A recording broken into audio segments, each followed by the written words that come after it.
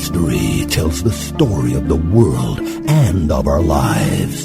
Sometimes that history goes bump in the night.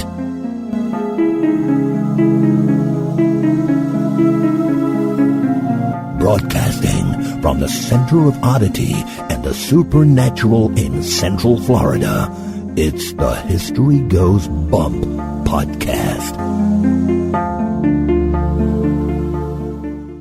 Hello, you spooktacular people. Welcome to this 79th episode of the History Goes Bump podcast. Ghost tours for the theater of the mind. I am your host, Diane. And this is Denise. And on today's episode, we are going to talk about the Maltby Cemetery, which has a pretty extraordinary legend that goes with it. And we're going to leave it up to you whether you believe in the legend or not. Of course we are, because we always do. Before we get into that, please check out our website at historygoesbump.com. And Denise, if anybody wants to send us any messages, where can they do that? They can do that at historygoesbump@gmail.com.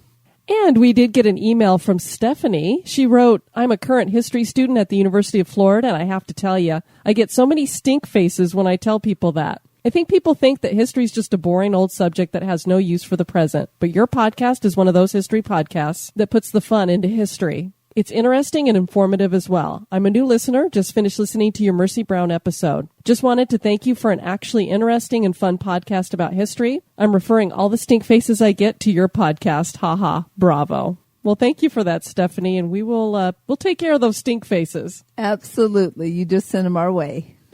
History does not have to be boring, that's for sure. Especially when it goes bump in the night. And by the time people have heard this podcast, Denise, you and I will have given our first talk. Yes, we will. I'm so excited. We actually got asked to speak in front of people, so hopefully we didn't screw it up. Yeah, it's going to be a little bit different to be live on stage and in person. I know. We can't hide behind microphones. Although that used to be more my forte than this, although neither one were. We do want to welcome some new people to the Spooktacular crew. Bobby has joined us. Hey, Bobby. Andrea. Hi, Andrea. And Allison. Hey, Allison. And if you recall, Allison has a cute little Bodie, and we had Tiana send out a little message to him. Oh, that's right. That was Bodie the puppy, and Tiana, did she growl or woof? I think she did a little of both. She probably did both. I don't remember. I could play it again, and we'll know for sure. And we did get another 5-star review over at iTunes. The Trifecta from SP Condé Nast. History Goes Bump combines 3 of my favorite things: history, hauntings, and humor. I found this podcast earlier this week and have been binge listening ever since. I love learning about places I've been to and finding new places that I definitely want to visit. Diane and Denise, you ladies rock. Keep up the great work. Well, thank you so much for that. We appreciate it. Yes, thanks. Denise, we love cemeteries. Are you ready to visit Maltby? I absolutely am.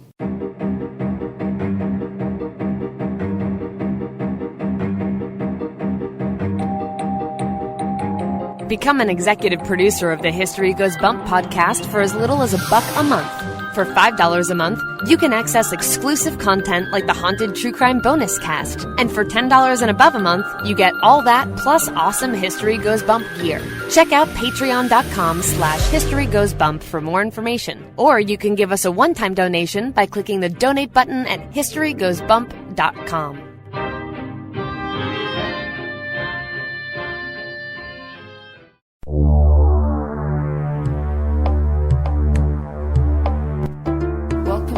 Moment in Oddity history. In Oak Creek Cemetery in Battle Creek, Michigan, there is a statue of the Virgin Mary that stands at the family plot where Johannes Decker was buried. She is believed to have committed suicide, or one tale claims that she killed her children and herself. Her eternal punishment is to weep throughout eternity. Those tears seem to come from the Virgin Mary statue. She is called Crying Mary, and many people claim that when they touch the visage of the statue, it is damp with tears. This supposedly happens on Sunday evenings at midnight. The statue during the day does appear to have tracks of tear stains. Linda Godfrey, who covers Weird Michigan among other things, claims that it was not just something that occurred on Sunday nights. She claims that tears ran down the face any time they visited. This happens regardless of what the weather is like, and the tears seem to flow so that it could not be dew causing it. To us, the statue looks more like a Greek or Roman goddess rather than the Virgin Mary, but that is what legends are all about. The idea that a statue could actually weep certainly is odd.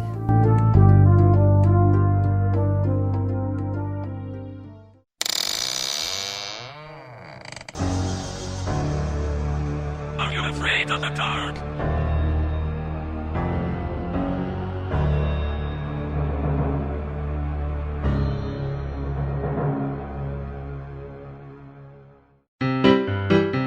This Day in History.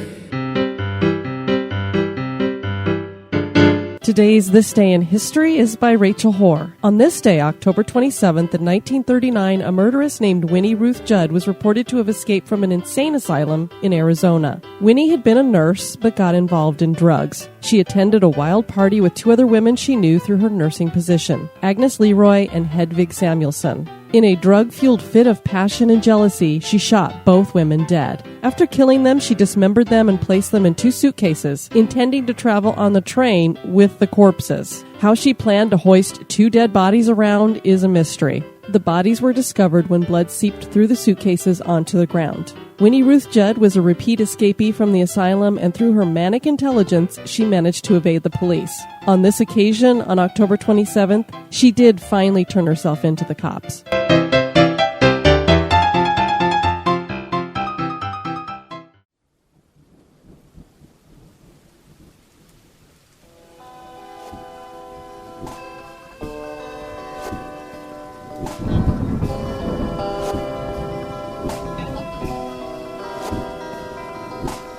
This is Chris. And this is Joe. From Curioso Podcast. It's the week of Halloween. So get in the spirit. With History Goes Bump.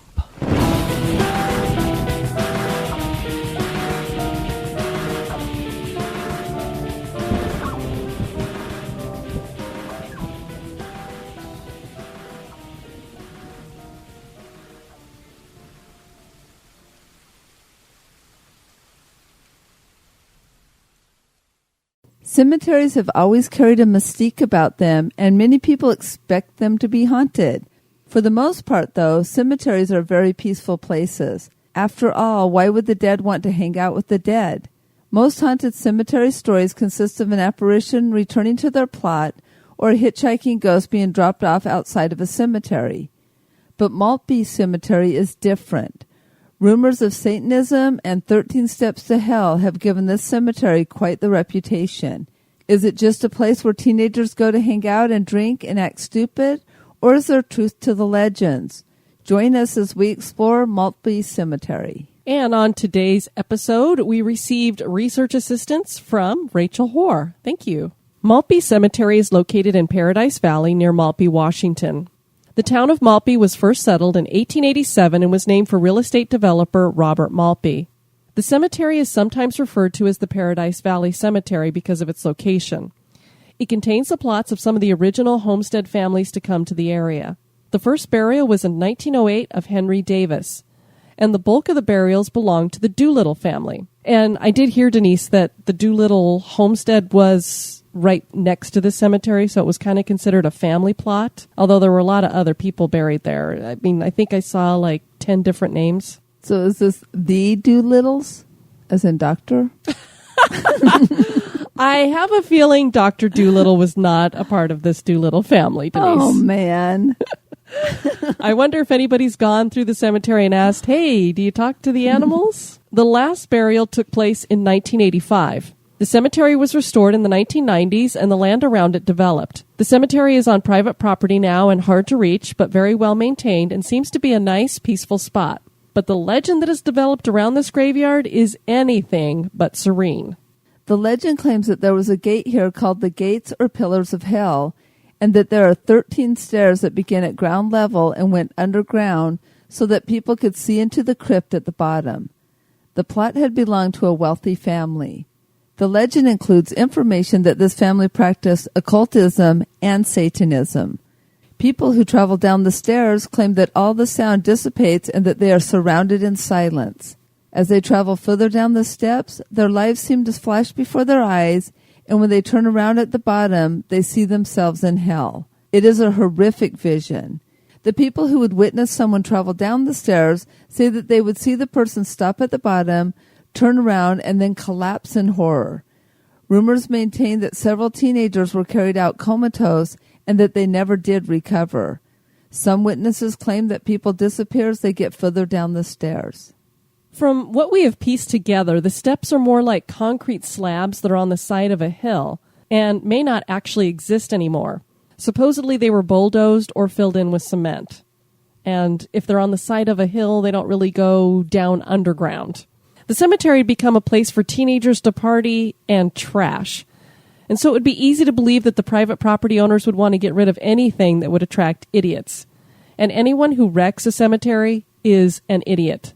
Many people who attempt to visit now are unable to even find any stairs. We did watch a video of some people trespassing at night, and there is the sound of moaning that is creepy. We're not going to post the video because we don't believe in trespassing, but if you Google it, you'll find it.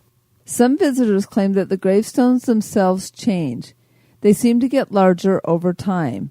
One in particular becomes an ornate, impressive giant. There are claims that there is a place here called the Den, and was just after the front gates or in the nearby woods. It is said to be a portal protected by magic, and that anyone who tries to enter it will go mad. The cemetery also has its own ghost. There's the ghost of a mother looking for her child, and a mother and child ghost who appear poor and unwell. There's also the sound of whispering and orbs floating through the gravestones. There are also reports of a ghost attacking visitors to the cemetery. This was posted at the Ghost Village website. Quote, "Back in 1983, our Friday nights were get beer and go someplace to drink. The place of the night was Maltby. We'd heard all the stories, and I've had my share of sightings. If you're open to the other side, you are more prone to be affected by it. I didn't feel good about going to this place, gut feeling. And I'm not one to get scared. I'm the one jumping into anything to check it out. But not this time. As the guys drank their beer and my girlfriend and I stayed in the van, it was apparent they meant to freak us out. They dared us to cross the metal pillars. Anyone that has been there knows what I'm talking about. On that note, we agreed. My girlfriend and I held hands, said a prayer, and took 3 steps in past the gates to hell, which was as simple as walking past the 2 pillars. How hard could that be? Wrong. The air turned very misty. All sound was gone. We didn't hear a thing. At the same time, without saying a word, we turned to see the guys. They were yelling, we could tell, but we couldn't hear a word they were saying. We then heard noises from the grave sites to our left. At that point, we both took off to run out, and like the movies, our feet wiped out and we hit the mud. And being as scared as we were and so close to the pillars, we didn't even bother trying to stand. We crawled back past the pillars. The moment we passed back, there was sound to the air and we heard the guys. We got up and ran to the van and insisted on leaving ASAP. We couldn't at the time tell them what we felt, but it was clear they didn't have anything to do with it. I have never felt such evil before, nor do I ever want to. I grew up with ghosts in our home, but not like that. There have been many people that traveled to that place. It was the high school thing to do. Some people felt what we did. Some just had a good time and didn't see or feel anything. But the fact is, it's a very evil place. From the minute you leave the main road to go up the gravel, it's not a good place. I never went back, but heard they've cleaned it up a lot, repaired it. It's not the same. There were stories they had many spirit guides try to put the souls to rest. There were cars that were said to have been chased out of there by devil worshippers and crashed on the hillside. The story is you could still hear them screaming if you listened, that I didn't sit around to hear, but they were said to have taken the cars out years ago, not going back to find out, end quote. So apparently there were cars that were still there, crashed, and... That would definitely send me not wanting to go back if I felt that. That seems very And this creepy. doesn't sound like they were going downstairs. It sounds like they just went past the gates into the cemetery. Exactly, the 2 pillars or something. Another tale recounts, quote, "My girlfriend and I wanted to see this for ourselves. You have to go down those 13 steps and then you see a little chair. If you sit in the chair, it automatically means that you have sold your soul to the devil. It sounds really creepy. I was at church with my friends, and this pastor said that he went there when he was 16, and it was the worst experience of his life," end quote. And another personal anecdote goes, quote, "A group of us headed out to the cemetery in Maltby. We made sure we got there as close to midnight as possible. After about an hour of searching around in the dark, we finally found it, the 13 steps. In the moonlight, you couldn't see the bottom. We tried using a flashlight, and we still could not see the bottom. It was frightening, and one of the girls was so freaked out that she couldn't even look down into the staircase.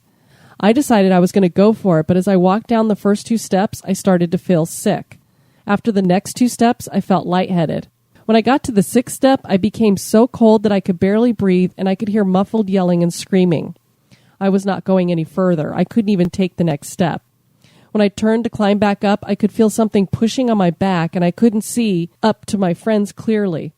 When I finally reached the top of the staircase, I realized the yelling and screaming was coming from my friends. They were screaming that I had disappeared when I went down. I'm 6 feet tall. I couldn't have been out of sight after having only gone down halfway. Needless to say, we were all completely freaked out and got out of there as quickly as possible. To this day, every now and then, I dream about the 13 steps that lead down to hell, and I always wake up in a cold sweat. End quote. You know what's interesting about this story, Denise, is that I heard another story, and I don't know if it was another cemetery that was similar to this. It almost seems like we've talked about it before, where there was a mother whose child had died, and she wanted to be able to look at her, I guess, while she was decomposing. I don't know. I mean, I don't know why you'd want to see into somebody's grave. Exactly. But she had like a window on the side of the coffin so that she could see in it, and she would go down these stairs so that she could see inside of the coffin. Eek. I would definitely not want to see that. That would be horrific. Yeah, I don't think this was the same location, but it would have been the same kind of thing. And I thought we'd heard the same kind of legend about it, that it had some kind of weird if you went down those steps. So the 13 steps seems to be a legend out there. Yeah, especially since they used 13, which is kind of the quote-unquote creepy number. You know, I would find it a little bit more believable if it was like a different number than 13, which is the spooky number. And you don't know. I mean, were these really bulldozed, or were they never even actually there? Was this just some little family plot that has taken on this weird... Because even in some of the stuff that I read, they said, yeah, there were devil symbols on stuff. Well, they were Masonic symbols, which you'll see in every cemetery. That's true. And I mean, and you can just use your imagination. Those old cemeteries that we went to up in the New England area in Massachusetts, they had symbols that we'd never seen before, but could be construed as something weird, like the little winged creatures with the teeth and stuff that look like skeletons. That's true. You would think those are really creepy. Unless you asked them, we thought they were really cool. But is Maltby Cemetery just a nice, peaceful cemetery off in the woods? Or is it really an area permeated with mysticism? Do the spirits of those buried there wander among the tombstones? Is Maltby Cemetery haunted? That is for you to decide. Our next podcast, we're going to have the Halloween Round Table. And we're going to be joined by 4 other individuals. Patrick Keller from the Big Seance podcast, Dan Foytik from Night Story Studios and the Wicked Library, Phil Childers from the Hateful Dead podcast, and Jeanette Andromeda from HorrorMade.com. Yes, and it was a great fun taping the round table. So yes, we had a lot of fun. We'll go back and do some nostalgia, take you back to your childhoods and talking about candy. We talk about horror movies.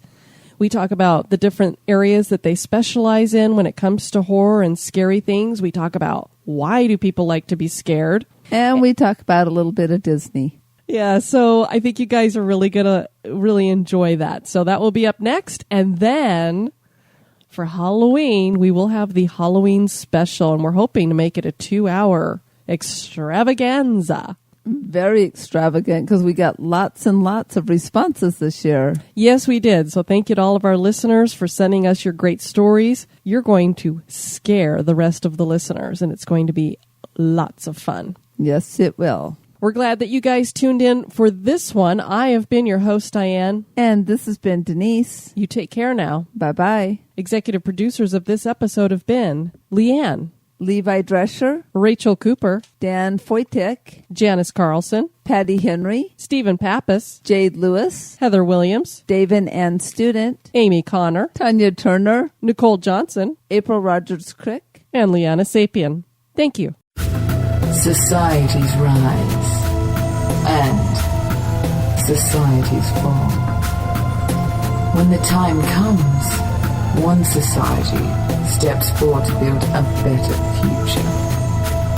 The Wicked Library, Kettle Whistle Radio, Night Story Podcast, Prog Watch, Red Horse Radio, The Lift, History Goes Bump, Listen. The M Writing Podcast. Society 13. Rebuilding society. One podcast at a time.